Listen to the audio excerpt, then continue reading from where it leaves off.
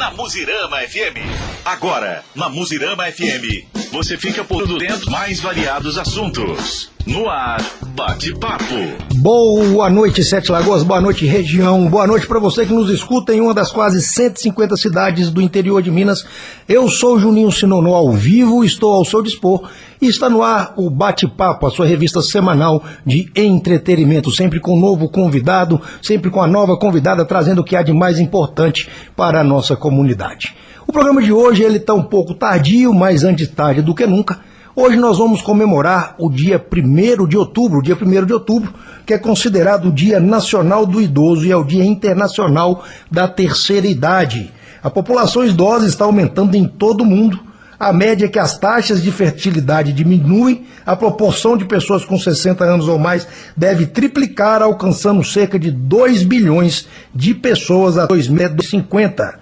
Na maioria dos países, o número de pessoas acima de 80 anos deve quadruplicar para quase 400 milhões. E no Brasil, os idosos atualmente representam 14,3% da população, mais de 29 milhões de pessoas, e essa média tende a aumentar até 2030. Até 2030, o número de idosos deve superar o de crianças e de adolescentes de 0 a 14 anos. Em 7 décadas, a média de vida do brasileiro aumentou 30 anos, saindo de 45 para 75 anos em 2015. E eu trouxe uma pessoa especialista na terceira idade, especialista no idoso. Hoje nós vamos conversar com o Dr. Roger Alvarenga, médico geriatra, que vai nos explicar um pouquinho sobre envelhecimento saudável. A partir de agora, a nossa consulta já começou. Você pode participar ao vivo no WhatsApp Portão, no 99080921, no 37739292, mandar a sua pergunta, mandar o seu recado e tirar a sua dúvida. E a partir de agora o nosso entrevistado entra no ar. Dr. Roger, um prazer receber o senhor aqui no programa Bate-Papo. Seja bem-vindo. Boa noite, Júnior. Muito obrigado pelo convite. Boa noite a todos os ouvintes da Muzirama. Realmente é um tema muito pertinente, né? Porque, como bem disse, a população brasileira está amadurecendo. Como diz o Brasil, é um país jovem de cabelos brancos. Então, houve sim um aumento na proporção de idosos significativa e nós estamos caminhando para um amadurecimento, fato esse que já aconteceu na Europa e foi mais lentamente, né, durante progressivos anos da história. O Brasil está reconhecendo agora um crescimento de uma população que teve uma expansão de natividade após a Segunda Guerra Mundial, na década de 46 a 50. Então essas famílias são muito numerosas. Geralmente nossos tios, nossos pais tinham muitos irmãos, né? Eu tenho muitos irmãos. E hoje, cada vez mais, é importante a gente falar na prevenção, falar de um amadurecimento, porque uma pessoa bem cuidada, com envelhecimento saudável hoje, é uma vida privilegiada. Mesmo porque esses idosos seremos nós, né? Sem dúvida nenhuma. Esse idoso em breve, seremos essa média aí, a curto, médio prazo, seremos nós os próximos idosos. Sem dúvida nenhuma. E cada vez mais, como bem disse, já são 15% da população. E isso representa uma parcela muito significativa da população. Então, cada vez mais as pessoas estão se atentando. Como bem disse um artista de televisão, ele disse que o 60 de hoje é o 40 de antigamente. Então as pessoas estão chegando numa idade madura com uma qualidade de vida muito boa. Mas isso é notório, a gente compara aí as pessoas, eu me lembro muito, quando eu era jovem, a pessoa de 40 anos já era um idoso, já era um pai de família, né? Hoje as pessoas de 40 anos ainda, algumas nem se casaram. Sem dúvida nenhuma, é quase um delinquente juvenil, ainda mora com os pais. Tem, é verdade, tem muita gente. Agora eu te pergunto, a população brasileira está preparada para envelhecer? Olha, é um desafio que o Brasil está em toda a sua esfera, né?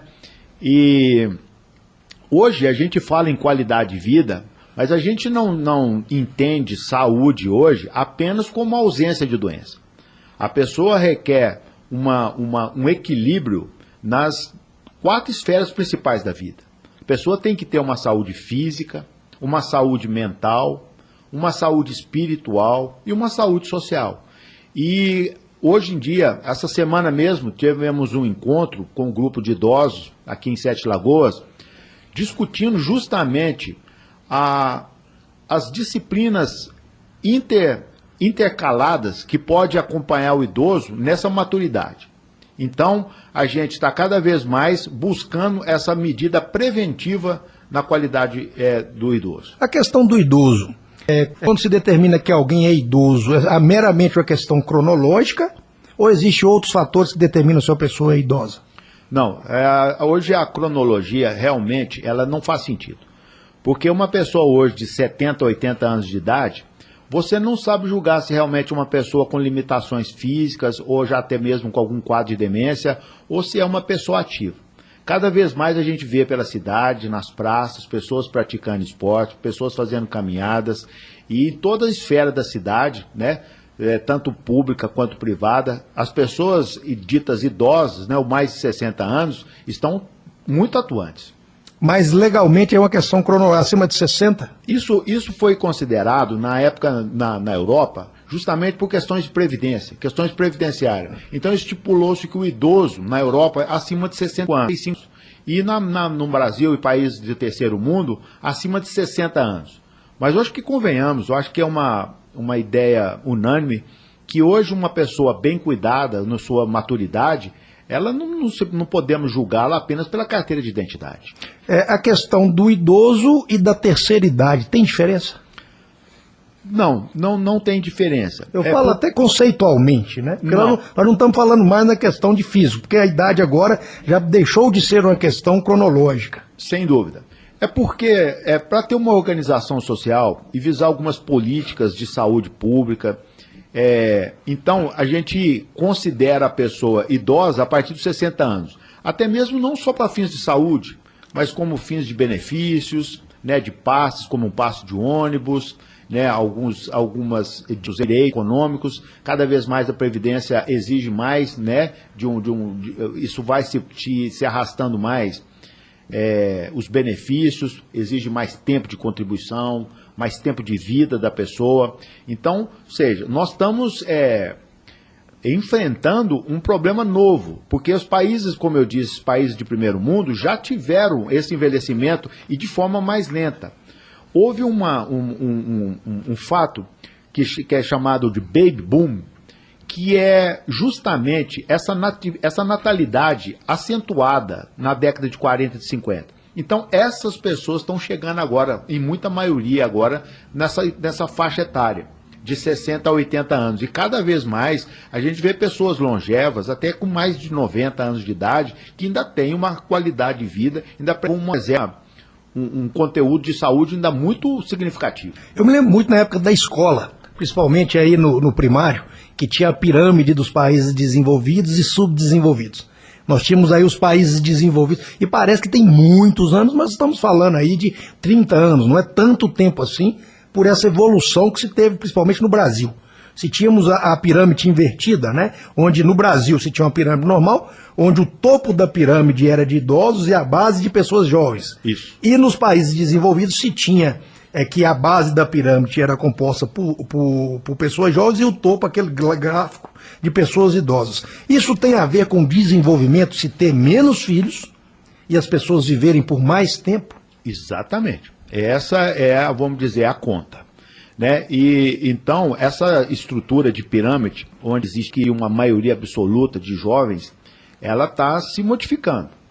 E hoje em dia, a gente tem que entender que existem parâmetros, nós temos, vamos dizer, competências médicas e de todas as esferas, que nos dá a capacidade de ter um amadurecimento, um envelhecimento saudável. Qual é a atual faixa de idade do brasileiro? Qual é o limite de idade atual hoje? Olha, a expectativa do brasileiro cresceu muito. Na década de 50, a gente tinha uma expectativa de vida na faixa de 50 a 60 anos. Hoje, em vários municípios do Brasil, uma média já maior de 80 anos. Então, a média brasileira é uma expectativa de vida 76 anos. Isso quer dizer o que é uma expectativa de vida? É a expectativa de vida que uma pessoa tem ao nascer nesta data atual de maturidade, de tempo de vida. Então, cada vez mais, com o avanço da tecnologia, junto às medidas preventivas de vacinação, a ciência aplicada também aos meios de atividades sociais da pessoa, está levando a esse amadurecimento com mais qualidade. Você falou uma coisa interessante, que existem determinadas regiões onde as pessoas vivem mais. Existe algum ponto em comum, além da genética, claro, que eu imagino, algum ponto em comum dessas pessoas mais longínquas? Muito interessante, Júnior, que foi feito um estudo chamado uns bolsões azuis no mundo, onde que foi feito estudos que pessoas que eram centenárias com muita prevalência, e descobriu alguns pontos interessantes no mundo. Entre eles, a Itália, algumas ilhas da Itália, como a Sardenha, regiões do Japão, algumas regiões até do Caribe, até mesmo nos Estados Unidos. O que eles tentaram, esses pesquisadores, identificar? O que tinha nessas regiões que faziam ter pessoas de mais de 100 anos com tanta prevalência? E via muito ponto em comum. Alimentação saudável, porque hoje em dia a questão da alimentação é uma pandemia, é um problema social nosso, porque a gente deveria descascar mais e desembalar menos. Só que hoje o tipo de alimentação, ela é muito importante. Essas pessoas também eram pessoas que sempre mantinham idade.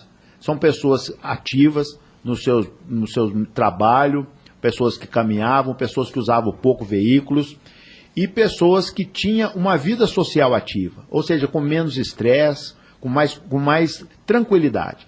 Então, não houve um fator específico que mostrou, mas essa soma de fatores que levavam essas pessoas a viver com tantos anos e ainda totalmente independentes. Então o senhor falou coisas interessantes, alimentação. A gente fala muito da alimentação mediterrânea, né? Onde tem muito legumes, muitas verduras, carnes brancas, né? Questão da alimentação, o senhor falou uma coisa interessante, que é da vida social ativa, né? Está inserida numa vida social ativa. Sim, uma questão alimentar, Júnior, ela é fundamental. Porque o que acontece?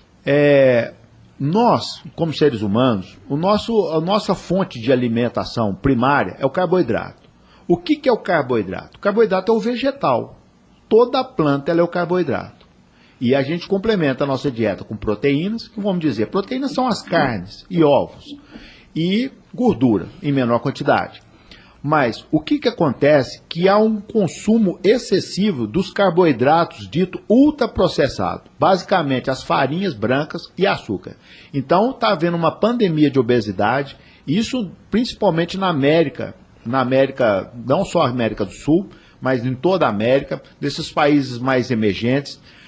Fato que nos países asiáticos o percentual de obesidade é muito baixo, chega a menos de 10%. E países como Estados Unidos, Brasil, a gente tem uma meta maior do que 70% de sobrepeso, justamente por esse tipo de alimentação rápida, fast food, basicamente as massas, bolos, sanduíches, salgados, refrigerantes açucarados, né? Esse uso abusivo do carboidrato refinado, basicamente a farinha branca e o açúcar, está levando a graves problemas de saúde, hipertensão em pessoas cada vez mais jovens, o aumento absurdo da prevalência de diabetes, e esses tipos de fatores são fundamentais para ser evitado para uma pessoa ter um envelhecimento saudável.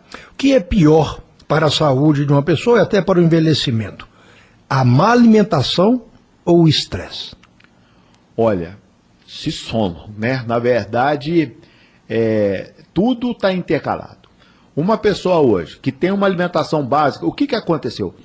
Deixou um pouco de lado aquela alimentação básica do brasileiro. O prato do brasileiro, o arroz, o feijão, as verduras às vezes, muitas vezes colhidas no próprio quintal, né?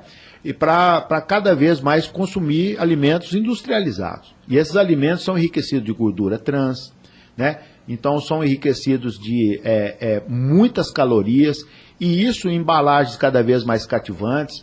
Então, crocantes, açucaradas, com conteúdos gordurosos que causam prazer da alimentação.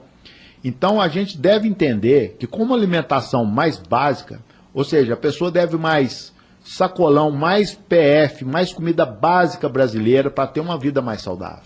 Hoje nós estamos falando com o Dr. Roger Alvarenga, médico geriatra, mas é um médico como todo, ele é médico esportivo, que eu sei também, já foi médico de data, então ele sabe de alimentação, ele sabe de saúde, ele sabe de qualidade de vida. Já temos algumas pessoas mandando aqui sua pergunta, a sua manifestação, você também participa conosco ao vivo do 99080921. Doutor, quem vive mais, o homem ou a mulher? Uma boa pergunta, Juninho, porque a mulher, ela vive mais do que o homem. E alguns estudos chegam a mostrar que vive uma média de 8 anos a mais. Então, tentou-se associar isso a uma vida mais violenta do homem como um todo e das mortes por mortes violentas, acidentes. Então, foi fazer depois um estudo, então, vamos pegar uma população acima de 60 anos, onde que não tinha tanta prevalência de acidentes e não tinha uma vida tão desregrada como a maioria dos homens em relação às mulheres. E viu também que o índice de maturidade das mulheres superava o dos homens. Isso não tem uma explicação biológica, mas é uma realidade. A mulher vive mais do que o homem. Me tire uma dúvida, meu pai falava muito que existem muito mais viúvas vivas do que viúvos vivos. Exatamente. Nosso ouvinte pode considerar quantos viúvos conhece e quantas viúvas. Realmente, a prevalência de viúvas é bastante. Então, nós devemos nos cuidar, Juninho. Mas não é uma questão, aí você falou uma coisa muito interessante, não seria uma questão cultural. Principalmente, até meu pai falava, meu pai estaria hoje aí com seus 87 anos, mas ele vem de uma geração onde a mulher era extremamente submissa e o homem era extremamente dependente da mulher. Ele falava que era muito engraçado, que ele falava assim, aquela é viúva, por quê? Porque ela está arrumada, está viajando, então quando o homem morria, parece que a geração antiga meio que a mulher se libertava. Ela saía daquela submissão, começava a viajar, começava a passear mais, viver melhor. E o homem, como ele era extremamente dependente, meio que ele não conseguia sobreviver sem sua companheira por questões de dependência mesmo, do lar, de cuidado. Você acha que tem algum fator cultural nessa prevalência aí de vida da mulher sobre o homem? Tem sim, Júnior. E a questão também é o seguinte, a mulher, ela tem uma atitude de prevenção bem maior do que a do homem. Isso parece ser cultural. Então, num dia exaustivo de trabalho como eu tive hoje, eu posso te dizer que 70% das pessoas que eu atendi foram mulheres. Então, as mulheres têm maior atenção com a própria saúde. Elas têm uma atenção maior. Não sei se é uma questão mais cultural, de machismo, né? Vamos dizer, eu não adoeço, eu sou forte. Mas a mulher, com essa sabedoria feminina, ela tem nos deixado para trás. O Altair, meu amigo Altair lá do Legendários, Dr. Roger é um médico muito competente. Dr. Roger é geriatra da minha avó, Maria Mercedes, do Maquinezinho, em Cordesburgo.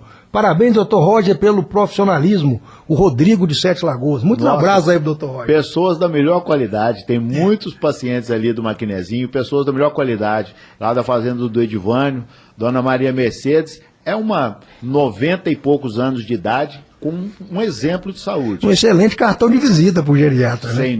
Sem dúvida nenhuma. Ela é um exemplo de pessoa bem cuidada. Vamos lá, vamos pôr o ouvinte na linha hoje com o Dr. Roger. Dr. Roger é médico geriatra. Falando de alimentação, na verdade, médico geriatra hoje mudou muito. Médico geriatra hoje não é médico de pessoa idosa, é pessoa que quer viver mais, né, doutor? Sem dúvida nenhuma. A gente tem que entender que o envelhecimento passa a cada ano e a cada dia. Vamos lá, vamos pôr o ouvinte no ar então. Boa noite, Júnior. Tudo bem? É só passar para te parabenizar pelo dia do radialista, tá? Você continue sendo esse radialista, assim, que dê informações pra gente, que fala a verdade, tá? Que Deus, Nossa Senhora Aparecida, Santos Reis te proteja. Aqui é a Aborrecida, que eu sei que não vai tocar minha música, né? Fica com Deus, meu amigo. Boa noite, um abraço. Um beijo para a Alessandra lá de Jequitibá, para todo mundo de Jequitibá que está nos ouvindo, um forte abraço. Boa noite, Junício. Boa noite, médico Dr. Jorge, cara bom, considerado. Junício, a entrevista é celebridade, né, gente? Só a gente boa. Ô, Dr. Jorge, por gentileza. Boa noite, Junício Nonô, ao Roninho aí, coroa mais cobiçado do Brasil.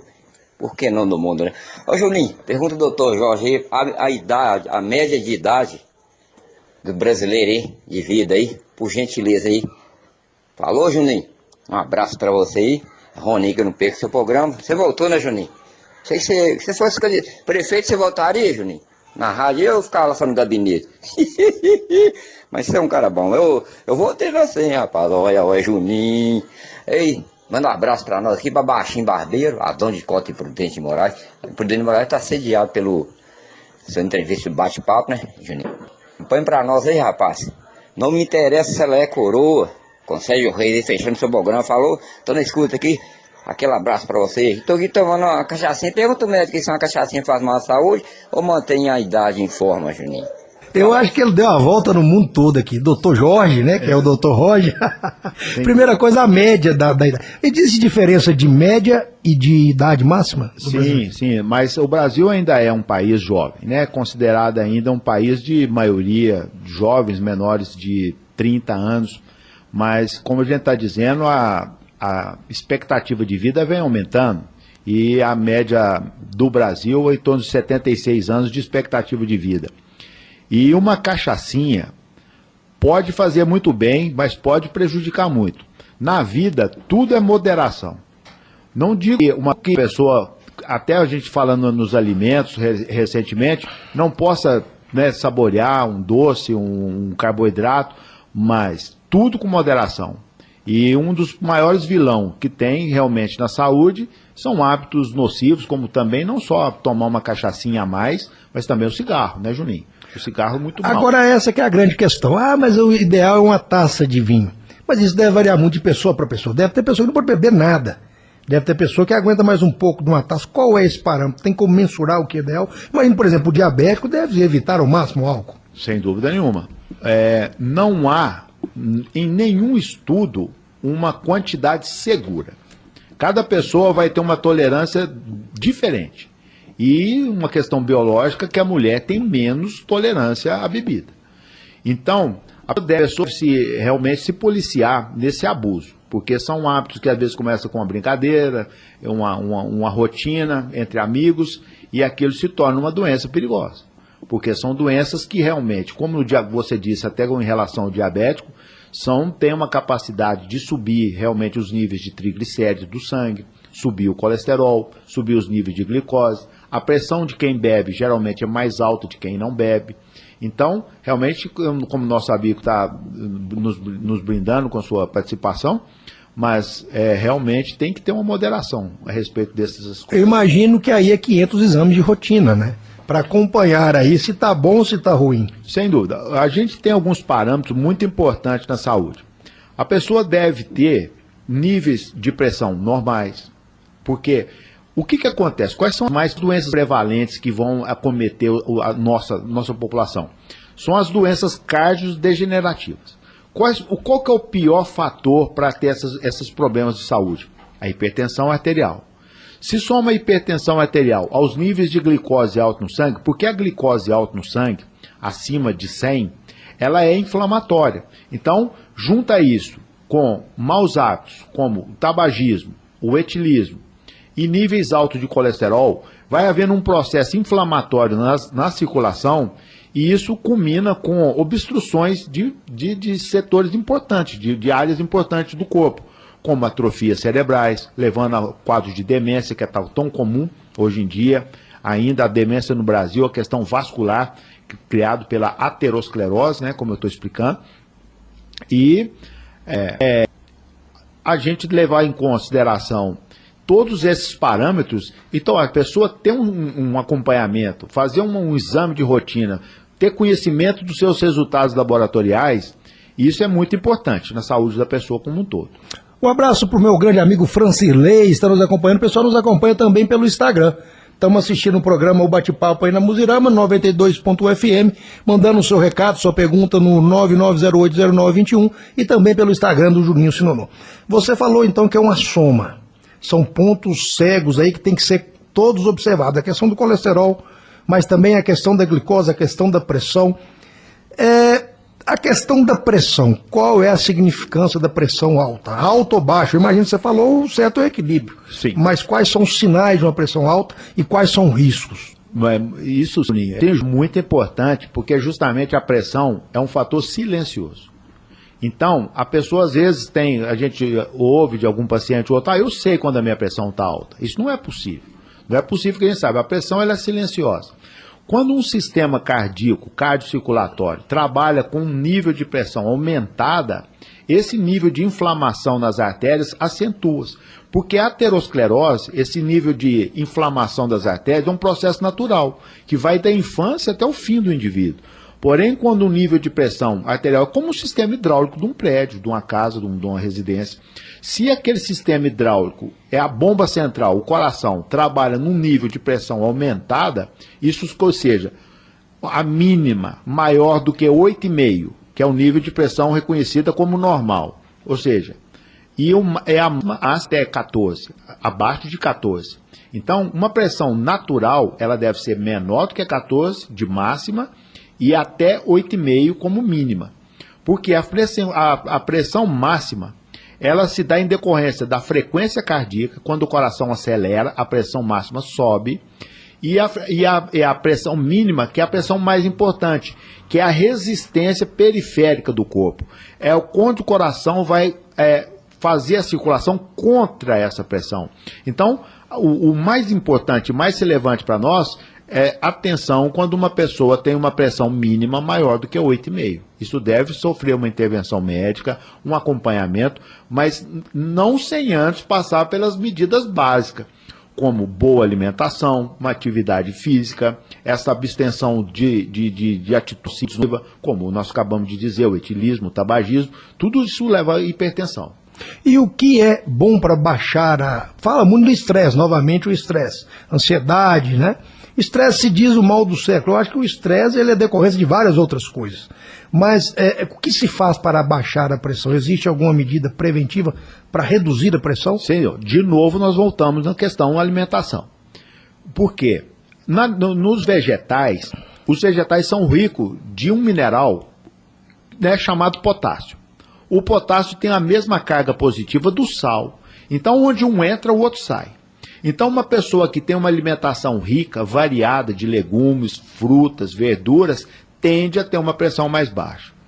E tem o fator genético que não pode deixar de lado. As pessoas que têm familiares com nível de pressão mais alta devem ficar atentos. E é uma maneira muito simples, hoje nós temos vários postos de saúde na cidade, e é uma maneira muito simples de uma pessoa acompanhar e ter um conhecimento da sua pressão. Agora a pressão são dois indicadores, 12/8, 14/8, como é isso? Como se mede? A pressão ela é muito variável, Então, num jovem, como você citou, eu já fui médico esportivo lá no Democrata por mais de 10 anos, 10 temporadas. Então, quando a gente faz um teste de jovens de 16, 17 anos, como na UFMG, a gente avaliava jogadores de vôlei, são os meninos de 1,90 m, os meninos esguio, que iam participar de competições internacionais. Durante um teste de esforço, aquele teste de correr na esteira, o coração é levado a um esforço máximo, onde a pressão do jovem chegava a 28, mas a mínima chegava a 0. Ou seja, aumentava o quê? A força de contração do coração. Mas a partir do momento que terminava aquele teste, quando aquele jovem se colocava em repouso, no descanso, e o batimento cardíaco ia voltando ao normal, ele voltava à pressão arterial basal dele, 11/7 geralmente. 11/7, 10/7, 11/6. A pressão ela não é uma só, ela muda até mesmo no decorrer das horas do dia. Então, ela tem uma alteração circadiana, ela muda em determinados momentos do dia. Então, a gente não deve esperar que uma pressão seja a mesma o tempo todo, mas que ela não ultrapasse esses parâmetros que eu estou dizendo. Qual que é a pressão ideal? Existe? Não existe a pressão ideal. A pressão mais comum de uma pessoa normal é 12/8. Mas a pressão um pouco mais baixa é encontrada geralmente nas mulheres mais jovens, mulheres magras. Elas geralmente jovens têm a pressão mais baixa. Porque a pressão, ela sofre uma interferência, uma relação direta com o endurecimento dessas artérias. Então é muito comum a gente achar no idoso, de repente, uma pressão que a gente chama divergente, uma pressão longe uma da outra. Uma pressão, por exemplo, 18/7. Isso indica para nós, médicos, que aquelas artérias já têm um endurecimento, que já está sofrendo um processo de aterosclerose. Então, daí que a gente estava dizendo, como exemplo dos jovens que faziam o teste, que a pressão subia muito alta e a pressão mínima baixava e depois normalizava, a importância de manter uma atividade física regular. E a atividade física mais, vamos dizer, saudável e mais acessível a todos nós é a caminhada. E existe questão medicamental para baixar a pressão? Temos um Xefli, por exemplo, alguns outros remédios. Eles são eficientes, principalmente essa questão de genética. A pessoa não consegue abaixar a pressão. Sim, eu acho que a questão da medicação ela é muito individual, muito individualizada. Porque existem, sim, classes diferentes de medicamentos. E uma pessoa não deve se deixar enganar de achar que um remédio que dá certo para uma determinada pessoa é o mesmo para outra. Porque são classes completamente diferentes. O início do tratamento da pressão, geralmente a gente inicia com diuréticos de baixa potência. São medicamentos, outra classe de medicamento que a gente vai num segundo plano, são os medicamentos que mexem com uma substância no sangue, que chama angiotensina, basicamente o que tinha antigamente de captopril, o enalapril, o losartan, que é extremamente usado nesses tratamentos de pressão. E daí a gente vai graduando o nível de pressão e fazendo a associação de medicamentos. E isso deve ser feito justamente por médico, não deve ser iniciado, vamos dizer, por cópia assim, entre familiares ou de indicação de amigos. Estão perguntando para o doutor aqui sobre uma planta chamada menstrato. Se o senhor sabe alguma coisa a respeito, se ela é saudável? Sim, existe sim.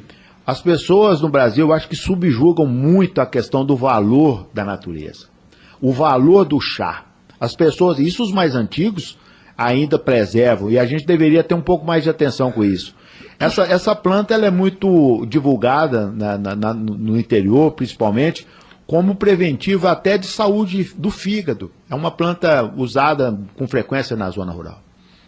E ela é recomendável e para quê? Não, acho que toda recomendação, acho que a gente tem que entender que também é na natureza, os fitoterápicos, as plantas, os chás, deve ser usado com parcimônia, com cautela. E sempre com acompanhamento médico. Sem dúvida. Eu acho que tem um acompanhamento de uma pessoa que entende, que possa trazer uma orientação adequada. Hoje com o doutor Roger Alvarenga, mais participação. Vamos ver o que os ouvintes querem perguntar. Doutor Roger, além de geriatra, é médico esportivo e está dando uma aula, que é uma consulta. Então vai mandando sua pergunta aí no 9908-0921 ou no 3773-9292. Aí, Juninho. Boa noite, Juninho. Aqui, mas você está certíssimo aí, viu? Realmente seu pai falava isso sim, que tinha mais viúva do que viúvo. E meu pai também falava isso. Meu pai até contava, a cidade aqui é muito pequena, aqui em Fortuna, então sempre o pai falava, está tendo mais viúva do que viúvo. Não é isso? Eu lembro muito do seu pai lá no Mucambo, eu fui dono do Mucambo aí há uns 35 anos atrás ou mais, deve ser mais. E seu pai gostava muito de farra, né? Lá no Mucambo, ali na Laçãs Cunha. Seu pai sempre ia lá. Tinha aqueles forró sexta-feira e sábado. Seu pai falava. Chegava aquelas mulheres mais quietinhas, encostadinhas no canto, você entendeu? Não estava com pintura. Seu pai falava, tá brigada com o marido. Isso aí é mulher casada. Aí quando chegava aquelas bonitonas com corrente de ouro, aquelas correntes, aquelas bijuterias, você entendeu? Aquele salto alto, aqueles cabelos, achando que estava bonito, mas cabo estava muito feio. É o que seu pai falava. Seu pai já falava, não, essa aí é viúva. Essa é viúva, Tomé. Essa aí é viúva. Eu conheço a mulher só do caminhado. E realmente ele era muito conhecedor de mulher, né? Que sempre gostava muito de mulherzada. Mas então é isso aí. Você está de parabéns ter lembrado disso aí do seu pai. Eu estou vendo você fazer o comentário aqui. E eu fiquei satisfeito de ter lembrado, eu lembrei do seu pai e eu lembrei do meu pai também. Certo? Mas é isso aí. Aí, doutor, a respeito disso aí que está morrendo mais homem do que mulher, mas eu acho que isso aí é no passado, que da agora para frente as mulheres também vão começar a morrer mais, viu, doutor? Elas estão farriando demais, elas estão bebendo demais, elas estão arriscando muita vida também, viu? Eu tô achando aí que essas mulheres vão passar nós para trás agora. Falou, boa noite, gente. Obrigado. Desculpa aí, Juninho, o áudio foi meio grande. Esse é o Tomé de Fortuna do Mundo de Minas. Como agora ele falou uma coisa interessante que nós já havíamos falado sobre a questão cultural. É uma percepção, inclusive, que eu percebo, a gente percebe a olho nu, o doutor vai me falar melhor, mas eu imagino que a geração aí até dos 40 anos para frente, ela tem uma qualidade de vida muito melhor do que essa juventude que está chegando, inclusive por essa questão que ele acabou de falar. Nós temos a questão cultural, onde a mulher ganhou mais espaço social, mais autonomia, mais independência. Nós também tínhamos um número maior de mulheres. Pode ser que há uma inversão nessa pirâmide aí, as mulheres realmente comecem a morrer mais e se igualar com os homens? Não, eu acredito que não. Mas em questão em relação às mulheres, eu acho que o que aconteceu com essa maior independência, maior participação da mulher no mercado de trabalho e todas as esferas, né, mostrando competências cada vez maiores, e também houve um aumento do nível de estresse. Então, é muito importante que a gente tenha em mente todos esses parâmetros, ter bons parâmetros de exames de sangue, bons níveis de pressão controladas, mas o estresse ele é preponderante na causa de doenças. Então eu acredito que vamos dizer, inclusive a mulher após a menopausa, que tem maus hábitos de vida como tabagismo, né, pressão arterial, tem mais infarto do que os homens. Eu tinha essa percepção, nós temos essa percepção de que homens têm mais infartos, mais AVCs que as mulheres. Procede ou é só impressão? Procede, perfeitamente, procede. Porém, eu acho que o que igualou, ou que aproximou de uma maneira negativa, o fator mais preponderante é o nível do estresse. E também, pessoas aí que estão nos acompanhando, que são mais antigas, né, de outras gerações, lembra que as mulheres não tinham esses hábitos de fumar, de beber, que hoje isso é igual na juventude hoje, né? E juntando, somando isso, a questão da fragilidade feminina ao nível de estresse, as mulheres estão tendo fatores de risco igualitários aos homens. Nós falamos muito aí da questão da atividade física, é muito boa, mas e as atividades intelectuais? Inclusive a gente estava conversando outro dia, tomando café, falando sobre o jogo da velha, essas pessoas que praticam tendem a ter maior facilidade de raciocínio na idade avançada. A questão do exercício intelectual, das práticas de atividades intelectuais na juventude, não ajuda o crescimento saudável? Isso é muito importante. Tem um estudo recente mostrando a importância da leitura. Hoje, cada vez mais, a gente usa telas, né? A gente tem sua praticidade, eu acho que tem inúmeros benefícios, né? Como os celulares, os computadores, a televisão, inúmeros canais de televisão. Mas as pessoas devem entender que para ter um envelhecimento cerebral saudável, esse exercício cerebral, a prática da leitura, o raciocínio, a convivência social, junto, somada à atividade física e uma boa alimentação, é fundamental para atingir uma maturidade com saúde.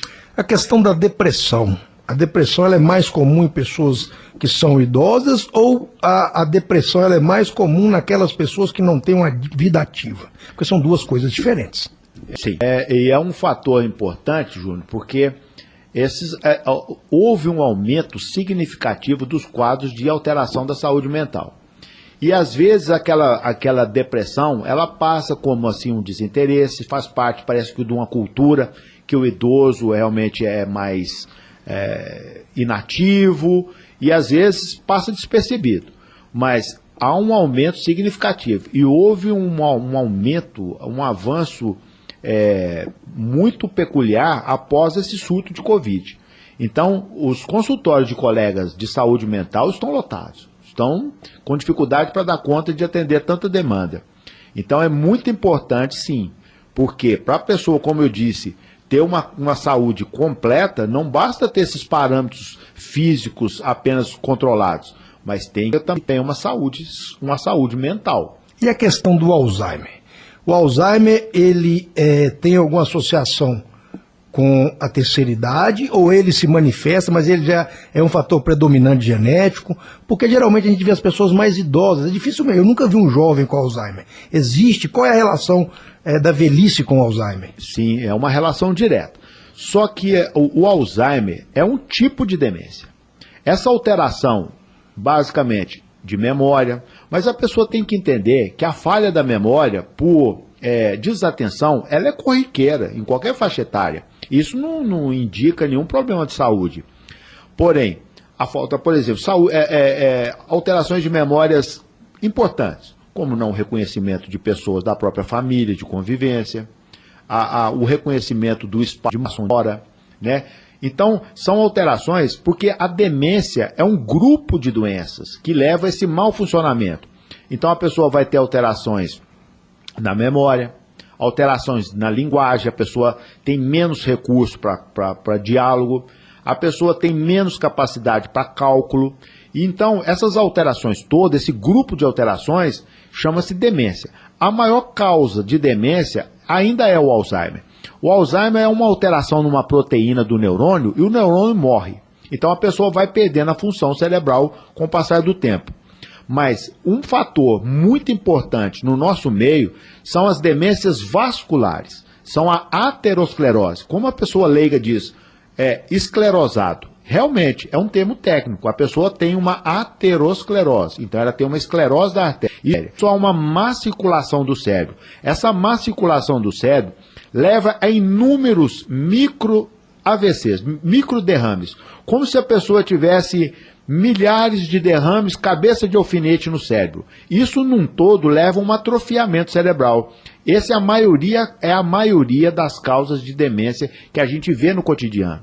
Porque o diagnóstico de Alzheimer, ele não é feito laboratorialmente, ele não tem um exame de imagem que prova. A gente leva no contexto todo essa avaliação do paciente numa avaliação global. Muito bom. Vamos falar um pouquinho agora do assunto que você tocou, que é a questão da espiritualidade. Qual é... Bom, já a OMS, já inclusive, no Brasil, a SUS já tem as medicinas alternativas, já reconhece algumas, né, como aceitáveis pelo SUS. Agora, você como médico, qual a importância da espiritualidade para o envelhecimento saudável?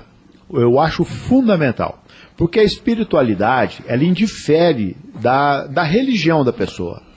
Eu acho que uma pessoa que tem uma religiosidade, uma espiritualidade elevada, ela tem uma maior capacidade de enfrentamentos, com isso menor estresse, com isso maior equilíbrio do organismo.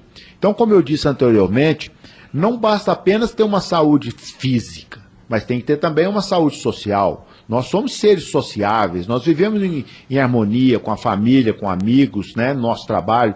Então, a ter essa sociabilidade. E a espiritualidade faz parte dessa socialização.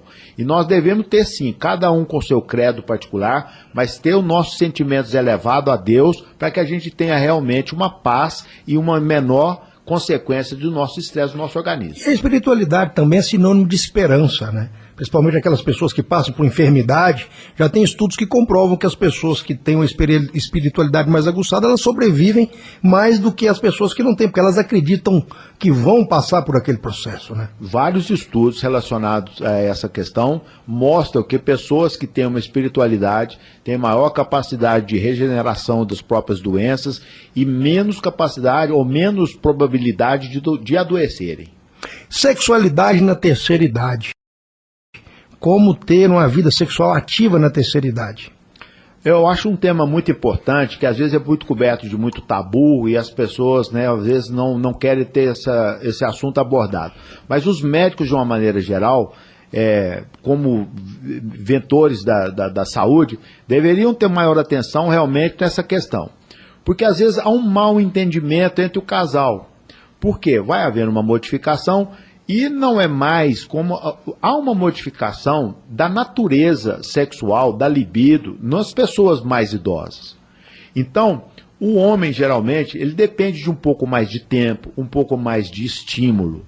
E a mulher, por seu tempo, às vezes há um mal entendido. Então, onde o marido vai olhar para a esposa e falar, olha, ela já não gosta mais de mim, porque eu já não tenho o mesmo interesse antigamente. E a mulher fala, olha, ele já não tem mais interesse por mim, porque... eu já não sou tão bela quando eu era jovem. Então, esse mal entendimento acomete muitos casais, que para uma vida saudável, em harmonia, deve-se também ter uma atividade, uma prática sexual saudável. E cada vez mais também, a medicina encontra métodos hoje em dia de melhorar essa função, essa disfunção do homem, né, quanto à sua sexualidade. A questão da sexualidade, ela está diretamente ligada à questão hormonal, perda de hormônios, ou existem outros fatores que também prejudicam na terceira idade? Sim, a verdadeira questão sexual está no cérebro, mas existe sim. Nós vamos perdendo a capacidade de produção de hormônios, né, no decorrer da nossa vida. E isso, nós médicos ficamos atentos a essas questões. É pedido pela gente por níveis, né, os nossos níveis de testosterona vão abaixando no decorrer da vida. Mas a gente tem que ter muita atenção com a saúde prostática, porque nós homens, a causa de câncer mais comuns, fora o câncer de pele, que é da maioria absoluta, é o câncer de próstata do homem. E na mulher, o câncer de mama. Inclusive, essas avaliações periódicas devem ser feitas. Mas eu acho que a questão da sexualidade deve ser abordada com maturidade, com carinho, com respeito, em todos os casais. Vamos lá para a nossa última participação, já estamos chegando ao final do programa, tudo que é bom dura pouco, muita participação, muita informação. Vamos lá colocar nosso amigo Elinho de Araçaí. Vamos lá, Elinho, o que você quer falar? Boa noite, Juninho Sinonô. Quem tá falando aqui é o Elinho de Araçaí, que trabalha no Cordézel. E mandando desejar a vocês aí meus parabéns, que hoje é dia do radialista, né? E dá um abraço no amigo aí, que conversa muito bem, né? Mais um abraço. Fica com Deus, Juninho Sinonô. Obrigado, Elinho, obrigado a todo o pessoal de Araçaí. Hoje já participou o Pudem de Moraes, Araçaí, hoje já participou aí, onde mais? Jequitibá. Tem mais um ouvinte aqui, vamos lá, vamos deixar mais uma participação. O pessoal está querendo saber. Boa noite, Juninho. Eu tenho, não vou falar meu nome, eu tenho 65 anos, eu queria saber de uma dúvida aí com o doutor Rocha, que eu estou amando a coisa dele. A palestra dele. Eu tenho 65 anos, já tenho 10 anos, 47 anos de casado, já tem 10 anos que eu e meu marido, ele nem olha, nem procura eu mais. Aí deu que eu perdi um filho e aí ele ficou pior. O filho morreu tem 12 anos. Antes de meu filho morrer, ele já é assim, não pode nem falar. O sistema, ele na época que meu caçulo morreu, ele deu depressão e tudo. Eu queria saber se isso é alguma coisa da cabeça, sabe? Que a gente tinha uma vida muito tranquila, muito boa. Só isso. Obrigada. É muito mais comum do que a gente imagina, como o doutor disse, costuma ser um tabu pelas próprias pessoas. Nós estamos vendo aí uma pessoa que tem uma questão de sexualidade há 12 anos, que tem a oportunidade de falar agora. O que o senhor pode falar para ela? Ô, minha querida ouvinte, é uma questão que deve ser abordada com muito carinho e com muita maturidade, porque realmente eu acredito que essa questão específica passa justamente pelo tabu masculino, justamente por pelo machismo que nos leva a ter uma vergonha de abordar essa questão, e às vezes são causas completamente assim, superáveis, são causas que podem ser resolvidas e voltar à harmonia do casal. Então o homem deve ter sim também sua prevenção urológica e conversar a respeito disso com o seu médico. E é um casal jovem, 64, 65, 70 anos, possivelmente hoje tem uma vida sexual ativa, não é? Sem dúvida nenhuma. É uma vida completamente ativa, uma sexualidade completamente ativa. Eu acho que isso tudo, principalmente no nosso meio, Brasil, interior, Minas Gerais, passa muito pela questão do machismo, pela dificuldade que o homem tem de buscar ajuda, tanto da parte psicológica, da saúde mental, tanto também da parte física, que vai tendo maior, como eu disse, né, o processo de aterosclerose, isso vai dificultando mais, mas hoje existem medicamentos extremamente seguros que, com o acompanhamento do médico, essa harmonia, essa sexualidade do casal possa ser reconstituída. Agora ela tocou num assunto que também é um tabu, a questão do tratamento. Ela falou que o marido deu uma depressão, teve um impacto emocional muito forte, com a perda de um filho. A questão do tratamento emocional, de se procurar uma terapia, de se procurar um psicólogo. Às vezes, como o doutor mesmo disse, é uma questão nem física, é uma questão emocional, né? É muito provável que seja, não tem dúvida que essa questão emocional influi. Porque, e das duas formas, tanto a questão da depressão, e isso vai virando um ciclo vicioso, onde que o casal não busca o apoio necessário. Então, a questão da sexualidade passa por uma mente saudável. Estamos chegando ao final, doutor. Já são 8 horas da noite, passou muito rápido, muito assunto, ficou muito assunto de fora. Mas eu queria te agradecer por ter nos trago aí tanto conhecimento. Queria deixar o microfone aberto primeiro para você passar seus últimos recados, suas orientações e depois para falar seu telefone de contato, onde o pessoal pode te achar, e te agradecer mais uma vez por sua presença. Eu que agradeço, Júnior, pela oportunidade. Eu peço desculpa pela minha falta de habilidade com o rádio, mas eu tentei passar um pouquinho de minha experiência de 30 anos de exercício da medicina e já há 24 anos aqui na cidade de Sete Lagoas, onde eu, com muita honra, recebi o título de cidadão honorário. Então, já foi médico democrata ou já é Sete Lagoas? Já sou. Agora eu já sou oficialmente. E queria agradecer a todos pela oportunidade de estar aqui com vocês. Espero que a gente possa nos encontrar novamente para a gente conversar a respeito desses assuntos que são tão interessantes e tão complexos. Tão fundamentais e essenciais. Afinal de contas, nós estamos envelhecendo mais, mas querendo viver cada vez mais ao mesmo tempo. Ninguém quer morrer mais, né, doutor? Sem dúvida. Nós somos umas pessoas e nós temos a capacidade cada vez mais de ter uma maturidade com qualidade de vida. Queria que você deixasse o seu contato. O pessoal quiser te procurar, consultório, onde é que o pessoal te acha? O meu contato do meu consultório é 9893-5555. É onde que eu exerço minha profissão, aqui somente em Sete Lagoas. 9893-5555. Dr. Roger, também Dr. Roger Alvarenga, também está no Instagram. Nós estamos conversando aqui, ele vai estar reformulado, mas já está lá. Marquei lá no meu risco, ele está marcado lá, Dr. Roger Alvarenga. Vai seguindo ele lá, que em breve ele vai estar brilhando aí pelas redes sociais. Queria agradecer ao Dr. Roger, queria agradecer a você pela companhia. Lembrando a você que sábado estarei de volta ao meio-dia com o programa Momento Jurídico. Te desejo um excelente resto de quinta-feira. Fiquem com Deus e até a próxima. Tchau!